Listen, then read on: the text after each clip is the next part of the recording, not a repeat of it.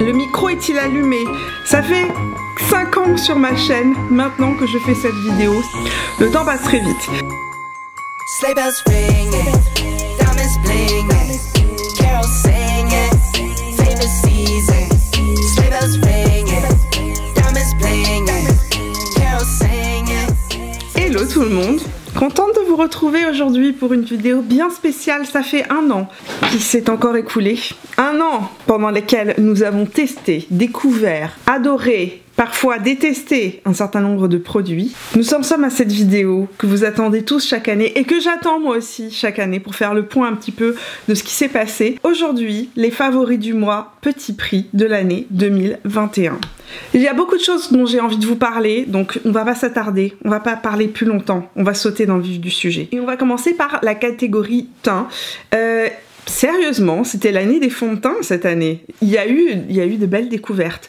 On va commencer par le meilleur fond de teint. Aussi bien produit luxe que petit prix, sérieusement, la médaille d'or cette année du meilleur fond de teint revient au True Match Nude de chez L'Oréal. J'en suis déjà à la moitié, il faut absolument que je m'en rachète un.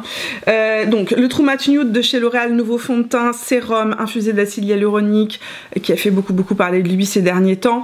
Fond de teint qui a quand même des défauts, je vous l'ai dit dans la vidéo favori du mois dernier. C'est un fond de teint qui est hyper cracra. Franchement, le bouchon, le flacon est une catastrophe. L'une d'entre vous m'a dit, j'ai l'impression de jouer à Dr Maboul à chaque fois que j'ouvre et que je ferme le flacon. J'essaye de me dire, ne touche pas la pipette avec le rebord, ne touche pas la pipette avec le rebord. Ça m'a fait tellement rire. Le packaging est hyper cracra, c'est mal foutu, on est tous d'accord. Il y a un manque de teinte, c'est-à-dire que c'est difficile de trouver sa teinte. Il y a peu de teintes disponibles et c'est un souci, mais malgré ça, c'est le meilleur fond de teint que j'ai pu tester de toute l'année. C'est le fond de teint qui me fait une peau incroyable du matin au soir, qui ne bouge pas, que je n'ai pas besoin de poudrer. L'ai-je poudré aujourd'hui? Je le porte sur mon visage. Non, je ne l'ai pas poudré. Il ne me dessèche pas la peau, il a un fini mat, la couvrance est légère à moyenne. C'est une couvrance qui est quand même intensifiable. On n'arrivera pas sur une couvrance totale, c'est certain, mais pour moi, ça reste un des meilleurs fonds de teint. Je l'utilise seul et je l'utilise mélangé à d'autres produits teints. C'est-à-dire qu'en fait, je le mélange avec mes bébés crèmes, je le mélange avec tous mes fonds de teint, y compris mon autre fond de teint chouchou que je vous présenterai dans la vidéo favori luxe. S'il te plaît, change de packaging. Si quelqu'un travaille chez L'Oréal, envoyez-leur cette partie de ma vidéo. Dites-leur que c'est un message, une supplique que je fais. Changez ce packaging, proposez plus de teintes. Ça va devenir le meilleur fond de teint du monde. Autre fond de teint qui a fait beaucoup parler de lui cette année et que j'ai eu au début du mal à apprivoiser, l'Infallible Fresh Wear de chez L'Oréal toujours. Donc c'est la version poudre cette fois-ci. C'est un fond de teint qui a fait énormément parler de lui parce que c'est un fond de teint avec une sacrée couvrance, ça c'est certain. C'est un fond de teint poudre avec une haute couvrance. Il a un fini hydratant émollient, donc c'est pas un fond de teint qui va convenir aux personnes qui ont la peau grasse par exemple. Les personnes qui ont la peau mixte grasse vont préférer cette version là qui est un fini mat et qui est longue tenue. Celui-ci est vraiment hydratant, c'est un fond de teint poudre qui conviendra particulièrement aux personnes qui ont la peau normale, mixte ou sèche. C'est un fond de teint poudre que je trouve parfait à appliquer par-dessus une bébé crème, une CC crème, un fond de teint avec une couvrance légère pour venir justement rajouter de la couvrance là où j'en ai besoin sans faire kiki, sans faire épais, sans faire effet peau desséchée. Puisqu'on est dans les fonds de teint, parlons d'anti-cerne. Quelle transition sans queue ni tête. Donc j'ai fait 2 découvertes anti-cerne cette année, correcteurs, 2 produits que j'aime beaucoup, sérieusement des produits qui peuvent facilement rivaliser avec des produits haut de gamme. Le premier, c'est celui que j'utilise le plus souvent, c'est celui de chez The Ordinary qui s'appelle tout simplement le correcteur formule haute couvrance de chez The Ordinary. Ça se présente dans un petit tube. C'est un produit qui est assez épais, donc pas du tout liquide, mais qui est parfait pour venir corriger et couvrir tout ce dont vous avez besoin. Sérieusement, si vous avez des taches, des problèmes de pigmentation, des rougeurs, peu importe ce que vous avez, ça va venir vraiment couvrir l'ensemble des taches de pigmentation, taches, boutons, etc. Il est parfait aussi en anti-cerne, il ne dessèche pas le contour de l'œil. C'est un produit qui, lorsqu'on l'applique, reste un petit peu collant, mais au bout de quelques secondes, tout simplement se sèche sur la peau et il n'y a pas vraiment besoin de le poudrer. C'est pas un produit, en tout cas, que moi je poudre au niveau de mon contour de l'œil, il ne migre pas. Bien qu'il ait une haute couvrance, je trouve qu'il a un aspect qui reste extrêmement naturel. Voilà, c'est dit, je t'aime, toi aussi. Je vais aimer beaucoup de produits aujourd'hui, vous allez voir. Si vous préférez les produits qui sont un petit peu plus crémeux, donc un petit peu moins épais que celui que je viens de vous présenter, et que vous cherchez un anti-cerne avec une haute couvrance, sérieusement, le Hydrating Camo Concealer de chez ELF est là aussi un excellent anti-cerne. Je trouve que en termes de couvrance, celui-ci a plus de couvrance que le ELF. Le ELF a cependant une très haute couvrance. Ce n'est pas un produit hydratant, je tiens à le préciser, parce qu'en fait, il a un fini satiné, mais c'est pas parce qu'il a un fini satiné qu'il est particulièrement hydratant. Par contre, il ne marque pas le contour des yeux, c'est pas aussi un produit que j'ai besoin de poudrer, et pour moi c'est hyper important parce qu'en fait, tout simplement, lorsqu'on utilise un anti-cerne, je préfère ne pas poudrer mon anti-cerne. Je trouve que ça a tendance à marquer les petites rides autour de mon visage, surtout en hiver, quand mon contour de l'œil devient plus sec.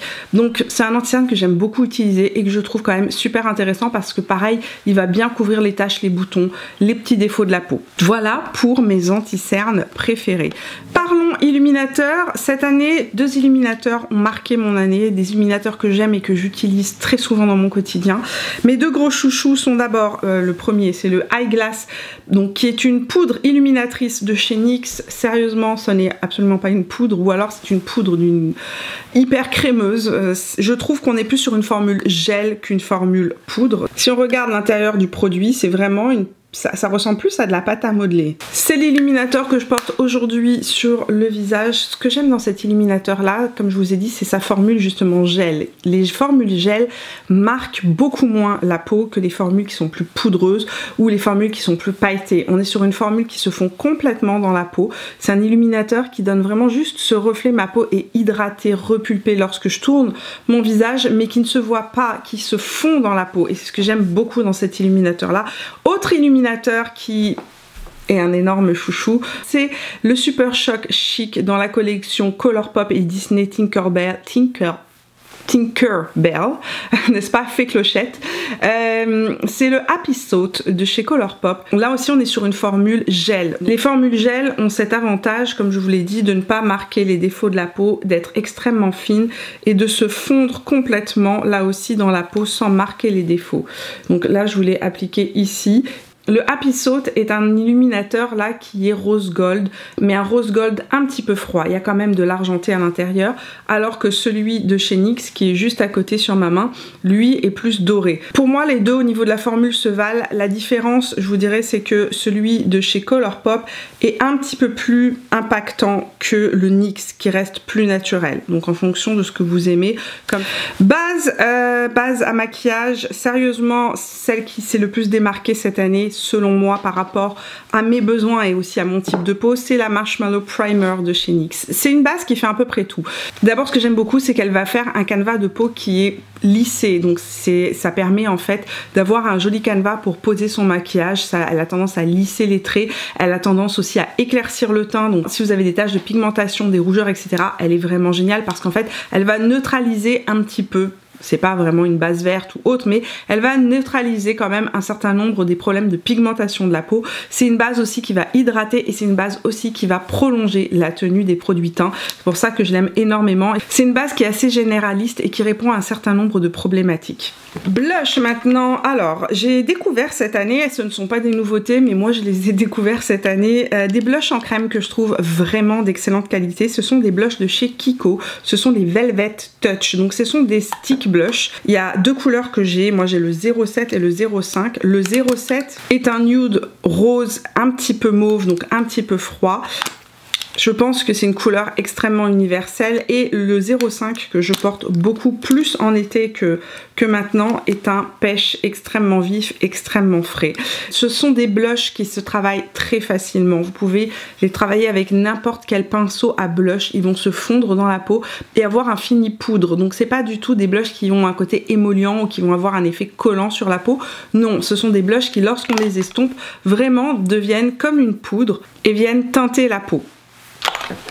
Ils tiennent bien, ils restent jolis, ils restent frais toute la journée et sérieusement ils sont d'un excellent rapport qualité-prix. Donc j'ai un gros coup de cœur sur ces blushs de chez Kiko. Toujours dans les blushs crème, si vous aimez les effets juste joues teintées, c'est-à-dire que vous êtes quelqu'un qui aimait la discrétion ou un effet flush sur les joues, il y a un blush que j'aime beaucoup, qui est super joli, super frais et qui donne cet effet flush que je voulais juste swatcher là sur la main. C'est dans la gamme Morphe 2, c'est les Wonder Teeth Cheek and Lip Mousse. Donc celui-ci c'est la couleur Wish, c'est vraiment un coup de frais. C'est un rose fraîcheur, rose bébé. Hyper facile à porter, qui donne bonne mine les jours où vous avez le teint un petit peu terne ou vous avez besoin d'un petit coup d'éclat. C'est vraiment un petit blush parfait. Vous le prenez au doigt, c'est vraiment un blush qui s'applique au doigt. Vous venez le tapoter sur votre joue et ça va vraiment se donner cet effet juste joue teintée. Des petits blushs que je trouve très jolis aussi à petit prix, qui sont d'excellente qualité, qui tiennent bien, qui font vraiment un effet très joli sur la joue. C'est ce que je porte d'ailleurs aujourd'hui. Ce sont les petits blushs comme ça dans les catégories Bite de chez ELF. Si vous connaissez la marque ELF, ils ont toute une série de petites palettes qui sont d'excellente qualité. D'un côté vous avez un blush, de l'autre côté vous avez un illuminateur. J'utilise plus les blushs que les illuminateurs. Les illuminateurs sont un petit peu foncés je trouve pour ma carnation de peau, sauf pour celui-ci qui est le Litchi, qui est un de mes duos préférés, c'est celui que je porte d'ailleurs sur le haut de ma pommette. Il y a plusieurs couleurs de disponibles, mon préféré moi c'est le Litchi. J'aime aussi beaucoup le Spiced Apple qui est celui-là que je porte aujourd'hui sur l'avant de ma pommette, donc j'ai un peu mélangé si vous voulez les deux blushs. Ce sont vraiment des jolis blushs et au niveau des illuminateurs je les utilise aussi souvent portés sur ma paupière mobile ou en angle interne ou pour faire un petit point de lumière. Donc c'est quand même des illuminateurs que j'utilise, mais je trouve que les illuminateurs sont moins intéressants que les blushs parce que, mis à part comme je vous ai dit pour la couleur Litchi, les autres illuminateurs sont un petit peu foncés pour ma carnation de peau, mais ça conviendra bien à d'autres carnations de peau, ce qui est aussi important. Poudre matifiante à présent. Poudre matifiante, j'ai pas fait de découverte poudre à mon sens qui ait eu des résultats magnifiques sur ma peau. La seule poudre que j'aime mettre depuis maintenant 2 ans, c'est toujours la même, c'est celle de chez CoverGirl, c'est la Clean Fresh que je porte énormément, qui est une poudre qui est absolument incroyable, elle transforme la peau. Si vous avez la peau sèche, la peau déshydratée ou la peau marquée avec des petites peaux mortes, etc., vous appliquez ça, et ça floute tout, ça floute les pores, ça floute tout et en même temps ça fait une peau hyper repulpée, hydratée, lissée. C'est absolument incroyable et j'ai jamais trouvé l'équivalent de cette poudre là, que ce soit dans les produits haut de gamme ou que ce soit dans les produits petit prix. C'est vraiment la seule qui ait ce résultat là et c'est ce que j'adore. La poudre Can't Stop Won't Stop a fait beaucoup parler d'elle cette année. C'est une poudre qui va être vraiment très jolie sur les personnes qui ont la peau qui est huileuse ou qui ont tendance à faire du sébum. Si vous avez la peau sèche, c'est une poudre qui va énormément déshydrater la peau. Est-ce que c'est la poudre la plus flottante que j'ai pu tester? Non. Sérieusement non, je trouve que les CoverGirl, que ce soit la Clean Fresh ou la régulière ou la matte, elles floutent mieux. Mais si vous êtes quelqu'un qui avait besoin de fixer votre zone T ou de fixer votre maquillage et que vous avez tendance à faire beaucoup de sébum ou à vivre dans un environnement qui est très humide, très chaud, franchement cette poudre là est vraiment pas mal pour ça. Passons au bronzer. Cette année j'ai pas découvert de bronzer. Sérieusement, j'ai pas découvert de bronzer, je continue à utiliser les mêmes bronzers petit prix que l'année précédente, c'est-à-dire que mes préférés sont toujours les 3 mêmes. J'ai le Butter Bronzer de chez Physicians Formula en couleur bronzer que j'utilise énormément, qui existe à l'unité. Moi je l'ai sous de multiples formes dans plein de palettes. Cette palette là d'ailleurs, la palette All Star est une palette que j'adore au passage, sauf que elle est très difficile à trouver. Si jamais vous arrivez à mettre la main dessus et que vous aimez les produits Physicians Formula, cette palette là est top. Ces blushs là de chez Physicians Formula, j'en ai pas parlé dans les favoris de l'année, mais ces blushs là, c'est-à-dire c'est les Happy Booster Glow, c'est sérieusement des blushs qui donnent une mine mais incroyable, magnifique. Donc très très belle palette. Autre bronzer que j'aime beaucoup pour faire du contouring cette fois-ci, le bronzer Silky Matte en couleur Sunkissed 02 dans les poudres bronzantes de chez Milani. C'est vraiment un de mes bronzers préférés en contouring et aussi si vous aimez les bronzers froids, pour moi il reste sincèrement, il reste une valeur sûre. Il est hyper fin sur la peau, il est froid. C'est pas un bronzer qui va faire un effet gris sur la peau, c'est vraiment un bronzer froid mais super joli. Très très joli aussi en hiver porté seul, c'est-à-dire sur toute la pommette. Je le trouve vraiment beau ce bronzer et je l'utilise encore beaucoup. Donc ça c'est les bronzers que j'utilise le plus dans ma vie à moi. C'est le Butter Bronzer de chez Physicians Formula et le Milani Silky Matte lorsque je veux quelque chose de plus froid en couleur 02 éclat ensoleillé. C'est des valeurs sûres.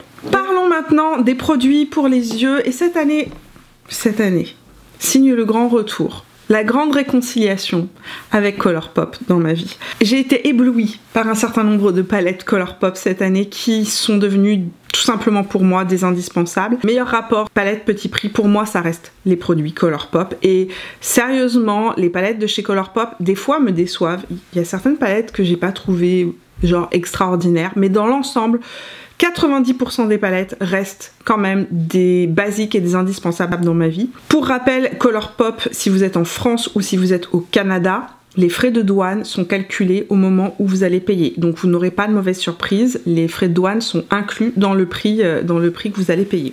Je ne vais pas m'étaler dessus, mais je vous en ai parlé, rabâché les oreilles, c'est la Gather Round Sisters, elle est plus disponible. C'était une édition limitée pour Halloween, une réédition cette année de l'Halloween l'année passée. Je l'utilise énormément. Franchement, je l'utilise énormément. C'est une palette avec des teintes qui sont extrêmement automnales, hivernales.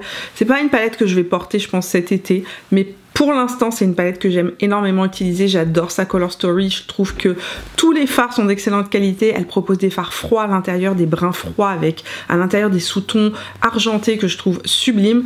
Palette que j'aime beaucoup porter, je ne vais pas m'attarder, elle n'est pas disponible. Autre palette que j'aime beaucoup porter, la Witching Hour de chez Colourpop est une petite palette qui ne me laisse pas indifférente. Là aussi, excellente qualité. On est sur des fards qui sont très pigmentés, qui se travaillent extrêmement bien. On est sur une palette, si vous aimez les tons mauves. C'est une palette qui propose toute une déclinaison de nudes qui sont orangés, chauds, couleur terre. Et on a ce petit quatuor à l'intérieur qui permet de faire des choses un petit peu plus peps. Il y a eu beaucoup de palettes que j'ai aimées cette année chez Colourpop. Là, je vous montre vraiment mes préférées, celles que j'utilise le plus. Les deux palettes qui remportent, selon moi, la palme d'or des plus belles palettes Colourpop de l'année, c'est la collection Colourpop et Mandalorian. Sérieusement, ces deux palettes-là, elles ont pris mon cœur. C'est les palettes que je trouve le plus originales, les plus belles à utiliser, qui me permettent de faire des maquillages à la fois colorés et à la fois des maquillages qui sont plus nude. Magnifique palette. Donc il y a la The Child, qui est la première qui est sortie l'année passée, qui, comme je vous l'ai déjà montré plusieurs fois, a toute une déclinaison de kaki. Si vous êtes fan des verts et des kakis, cette palette, il vous la faut dans votre collection. Et la petite dernière, j'en suis ultra fan, c'est celle que je porte sur les yeux, c'est celle que je vous ai montrée dans la vidéo de mercredi dernier aussi. Si vous avez envie de voir un autre maquillage que celui que je porte aujourd'hui avec cette palette là, c'est la palette qui vient de sortir, c'est la palette Mandalorian. Ce que je porte sur les yeux aujourd'hui, c'est cette palette-ci, ce que je vous l'ai présenté dans la vidéo de mercredi. C'est une palette qui a toute une déclinaison de tons froids. Il y a ce jaune à l'intérieur, jaune moutarde, qui vient donner un côté, mais c'est tellement beau, c'est une de mes couleurs préférées, vous le savez. J'ai une passion pour le jaune que je porte là aujourd'hui sur toute la paupière mobile.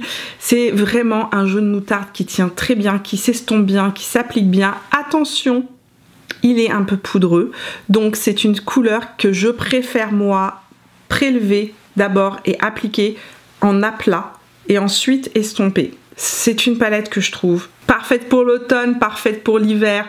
C'est une palette qui va m'accompagner, c'est une palette dont je ne vais pas me lasser, c'est une palette que je vais continuer à utiliser dans les années qui vont venir.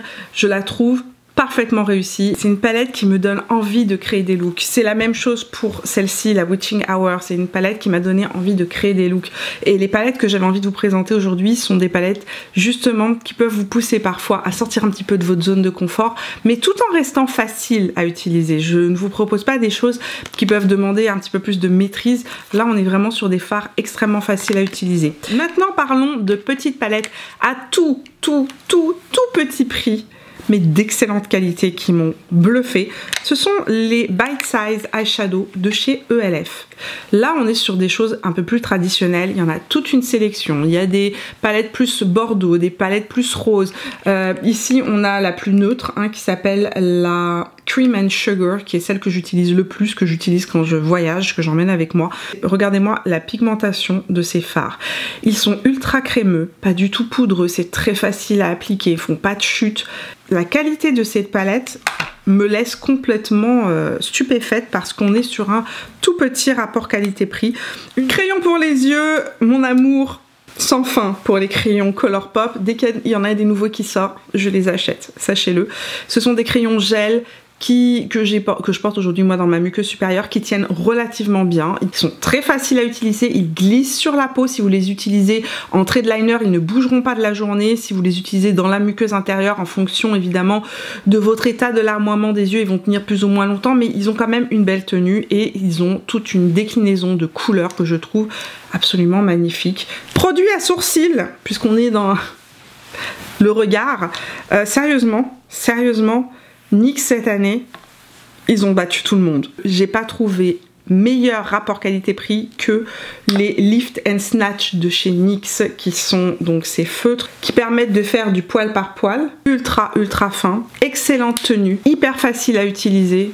Et l'autre produit que j'aime beaucoup, que je trouve vraiment excellent, qui permet de faire cet effet brow lift, c'est le gel à sourcils dans la même collection qui est sorti en même temps. J'en ai acheté 2, je les ai terminés. J'ai plus les produits, je les ai finis, je les ai jetés.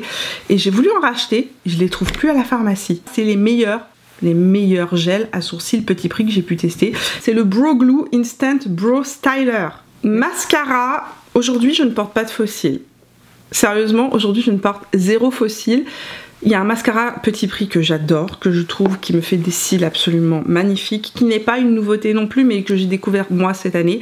C'est le Bambi Eye Mascara de chez L'Oréal. Je le trouve vraiment génial. Et si vous l'utilisez avec une base, par exemple la base Lash Paradise de chez L'Oréal, il vous fait des cils absolument incroyable. C'est un mascara que je trouve absolument génial parce qu'il donne de l'épaisseur, qu'il donne cet effet effectivement de regard ouvert, un œil de Bambi véritablement. Et aujourd'hui je ne porte, comme je vous ai dit, aucun faux cils et sérieusement je trouve qu'il me fait des cils qui sont magnifiques. Produits pour les lèvres maintenant, j'ai fait de belles découvertes aussi dans les produits petit prix. On va commencer avec un baume à lèvres de chez NYX que j'aime beaucoup, que je trouve hyper facile à porter. C'est le Filler Instinct de chez NYX en couleur Beach Casual. C'est celui que je porte là maintenant sur mes lèvres. Il fait cet effet tingling sur les lèvres. C'est-à-dire qu'au bout de quelques secondes, il se met à picoter les lèvres et les lèvres sont un petit peu plus repulpées. Ça attire, si vous voulez, le flux sanguin sur le rebord des lèvres. C'est pas hyper intense. C'est très loin derrière les lip injections de chez Too Faced. Ça va pas vous faire du tout cet effet ultra intense.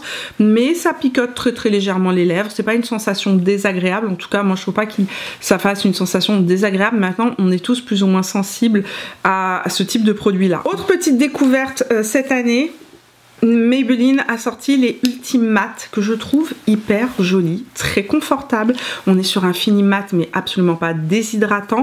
On est sur un rouge à lèvres avec une pigmentation intense, complète, avec un fini mat et qui reste extrêmement léger sur les lèvres. Je les trouve très agréables à porter et sérieusement c'est des rouges à lèvres que je trouve très jolis. C'est une belle découverte. Est-ce que je les préfère à mes ink crayons? Non. Rien ne bat les Superstay Ink crayons, mais je les trouve tout de même très jolis. Et il y en a certains que je porte très souvent. More Taupe numéro 799. C'est un marron, un très joli marron. Le More Mauve qui est vraiment une couleur. Si vous aimez les rouges à lèvres froids, vous allez adorer ce rose mauve très froid, presque violet mauve, qui est super joli. Cette couleur-ci que j'ai portée aussi cet été, que j'ai trouvé magnifique portée sur mes lèvres cet été, c'était celui-ci c'est le 399 More Magenta. Si vous aimez les couleurs plus soutenues, si vous êtes brune avec une peau mate, ça va être absolument sublime sur vous. Enfin, il y a une formule que j'ai découverte cette année que je trouve magnifique. C'est chez Colourpop. Alors, je ne sais jamais comment ça s'appelle. Je pense que ça s'appelle les Fresh Kiss Lip Cream. C'est une formule de mat hydratant, longue tenue, ultra fin sur les lèvres. Ils sont pas non transfert, mais une fois qu'ils sèchent, ils transfèrent très peu. Ils sont tellement fins sur la lèvre et absolument pas, c'est des mats hydratants. Alors les couleurs que j'aime beaucoup porter, c'est le Baby Spice qui est un rose nude très facile à porter, qui tire donc plus vers le rose. Le Baby Doll qui est un nude qui tire un peu plus vers le marron, qui est le rouge à lèvres que je portais au début de cette vidéo. Le Calming Circle qui est juste ici, c'est un marron mais un marron un petit peu plus chaud. Donc ici vous avez Baby Doll, Baby Spice et Calming Circle. Enfin, Un dernier rouge à lèvres qui a été une vraie révélation et je remercie celle d'entre vous qui me l'a envoyé l'année dernière pour me le faire découvrir. C'est le rouge à lèvres Sophie X et Révolution en couleur Cake. Ça c'est mon rouge à lèvres pour tous les jours. Les jours où je ne sais pas quoi mettre. Le rouge à lèvres qui sauve n'importe quel maquillage. C'est une couleur extrêmement universelle qui va bien avec tout. Vraiment avec tout. C'est un nude avec à l'intérieur un petit peu de rose, un petit peu de mauve, légèrement une petite touche de marron. Il est si joli. Il est beau. Il est magnifique ce rouge à lèvres. La couleur est magnifique. Il est hydratant, satiné, légèrement lumineux. Il ne marque pas les ridules sur la lèvre. Et j'aimerais bien savoir si vous connaissez d'autres références dans les rouges à lèvres Révolution comme ça que vous me conseillerez parce que j'ai vraiment envie d'en tester d'autres. Mais je veux ce même fini là, c'est-à-dire fini hydratant. Passons au flop maintenant, mais avant ça... giveaway. Je vais pas vous montrer le détail de tout parce qu'il y a beaucoup de produits, mais il y a un kit de mascara Lancôme. Il y a une palette visage NARS Orgasme qui est la palette qui est sortie cet été en édition limitée. La palette VIP Expert Terribly Paris de chez By Terry. Il y a une crème Revitalife Triple Power de chez L'Oréal. Un petit gloss comme ça de chez Maybelline, un masque pour les cils, donc pour aider les cils à pousser de chez Maybelline, un Color Strike. Donc voilà pour ce giveaway. Donc pour participer au giveaway comme d'habitude vous avez 48 heures, dans 48 heures je tirerai le ou la gagnante et j'irai l'inscrire dans la barre d'information et je marquerai aussi, je contacterai le ou la gagnante. Donc pour participer il suffit de commenter cette, n'est-ce pas, cette vidéo, de me dire quel est le produit petit prix qui vous a le plus marqué cette année. Et surtout, il faut que vous me marquiez votre adresse mail ou votre contact Instagram pour participer. Si vous ne me laissez pas ça, je ne pourrai pas vous contacter. Le concours est ouvert à l'international et je vous invite à lire bien évidemment le détail du concours dans la barre d'information. Passons maintenant aux flops. Les flops de l'année 2021 dans les petits prix. Premier flop chez NYX, sérieusement, ces produits-là, que ce soit le blush ou le bronzer dans les Luminous Cheek Serum, dans la gamme Bear With Me, c'est des produits que je ne comprends pas. Aucune pigmentation. J'ai beau en remettre, aucune pigmentation et surtout ça lève tout. C'est-à-dire que si vous avez du fond de teint, de la bébé crème ou un fond de teint poudre en dessous, ça sépare le fond de teint de la peau et ça fait des trous. Donc des produits qui pour moi en tout cas ne me réussissent pas. Maintenant c'est peut-être des produits qui peuvent vous réussir, ça je le dis toujours en petit disclaimer dans mes flops parce que ce qui ne me réussit pas à moi c'est vraiment ce qui me concerne moi et mon type de peau, mais je sais très bien que ces produits peuvent réussir à d'autres personnes. Puisqu'on est chez NYX, parlons d'un illuminateur que dans mon cas je n'aime pas du tout et c'était marrant parce que Danisha sous ma dernière vidéo m'a dit mais moi je l'adore, donc Danisha je te le garde, je te l'envoie si tu l'adores. C'est l'illuminateur de la collection Casa del Papel. Celui-ci c'est l'illuminateur Rose Gold et il est 10 fois trop pailleté pour mon type de peau. C'est de la paillette, de la paillette, de la paillette, de la paillette. Bon, il peut être très joli porté sur l'épaule, les clavicules, mais alors si je l'applique sur mon visage, ici vous allez voir toute la texture apparaître, non. C'est dommage parce que la couleur est super belle et qu'il a cet effet mouillé que je trouve très beau, mais trop pailleté. Là aussi, je pense que je vais me faire jeter des cailloux, c'est des rouges à lèvres que vous êtes très nombreux à adorer. Alors je ne sais pas s'il y a une chimie spéciale qui se fait avec ma lèvre quand je les applique, mais je ne peux pas les porter seuls, je vous explique. Donc c'est des rouges à lèvres qui s'appellent les Shine Loud et ce sont des rouges à lèvres qui sont longue tenue. On applique la couleur, donc la couleur plus pigmentée et on laisse sécher et ensuite on applique un gloss transparent qui redonne du confort à la lèvre et effectivement qui sont sans transfert et longue tenue. Seulement moi, au bout d'une heure que je les porte, je ne sais pas ce qui se passe, mais sous le gloss, le rouge à lèvres s'effrite et le rouge à lèvres se sépare. C'est absolument pas esthétique, c'est très laid. Peut-être que c'est vraiment une réaction avec le pH de ma lèvre, mais ça ne fonctionne absolument pas et je trouve ça hyper moche au bout d'une heure. Quand je l'applique, le résultat est pas mal, mais au bout d'une heure, c'est pas joli. Et c'est décevant parce qu'en fait, le principe me convenait. Je me disais, tiens, c'est sympa à porter sous le masque, enfin un rouge à lèvres qui va pas faire de transfert, etc. C'est raté. Parlons des mascaras qui m'ont déçu. cette année. Le premier, c'est un mascara qui fait de super beaux cils, mais vraiment de super beaux cils. C'est le Twist Brush Waterproof Mascara dans la collection Dolce Vita de chez Kiko. Généralement, les mascaras de chez Kiko sont des mascaras que j'aime. C'est un mascara en fait qui est sur le même principe que le mascara de chez By Terry, c'est-à-dire que on tourne la brosse et où on peut avoir de la longueur, où on peut avoir de l'épaisseur. C'est vraiment un mascara qui me fait de super beaux cils et j'étais pleine d'espoir. Mais j'ai même pas besoin d'aller mettre ma tête dans la piscine pour vous dire qu'il n'est pas waterproof. C'est-à-dire qu'au bout de 2 ou 3 heures où je le porte, il a complètement transféré sur mon contour de l'œil et c'est pas joli. Donc pour un mascara waterproof, c'est complètement raté, c'est-à-dire qu'il ne tient pas. Il ne tient pas à l'eau sur moi. J'ai essayé à plusieurs reprises avec différents contours, différentes crèmes contour des yeux. Ça fonctionne pas du tout sur moi. Un autre mascara qui a fait le buzz cette année et qui n'est pas fait pour mes cils, c'est le mascara Lash Sensational Sky High de chez Maybelline. J'ai des cils courts, ceci n'est pas une nouveauté, je n'ai pas des cils super longs. Je peux vous assurer que ce mascara qui est censé donner de la longueur, mais de la longueur de fou, sur moi ne donne rien. Avant ou après, il n'y a pas de différence. J'ai beau rajouter de la quantité de produits, c'est un mascara qui ne me donne ni courbure, ni longueur et qui ne tient certainement pas la courbure. Donc pour moi, c'est un mascara qui donne un effet sensationnel, effectivement, sur les gens qui ont des cils qui sont déjà longs, parce que il allonge peut-être, mais pas assez pour quelqu'un qui a des cils de gnome comme moi. Un fond de teint dont je ne vous ai même pas parlé, je pense que je ne l'ai même pas mis dans les flops du mois, parce que c'était ma déception, mais ma plus grosse déception. Vous savez que j'adore le Butter Bronzer et que j'adore les produits Physicians Formula. Cette année, ils ont sorti un fond de teint qui est un fond de teint et un anti-cerne. Donc foundation plus concealer. C'est le Butter Believe It. Donc c'est un 2 en 1. Tout type de peau. Ça ne fonctionne absolument pas sur moi. C'est un fond de teint qui migre complètement sur ma peau.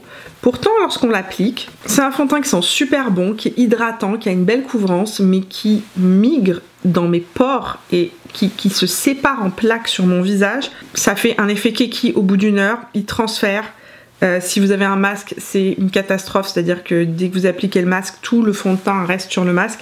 Donc là aussi, un fond de teint qui pour moi n'est pas une réussite, mais les fonds de teint c'est très individuel à chacun. On a tous un type de peau différent, on a tous un pH de peau différent et les produits teints réagissent en fonction de notre pH, de notre taux hormonal, en fonction de l'environnement dans lequel on vit. En tout cas, pour moi, il n'a pas fonctionné et c'est pas un fond de teint que je trouve particulièrement joli sur ma peau. Donc il fait partie de mes flops 2021.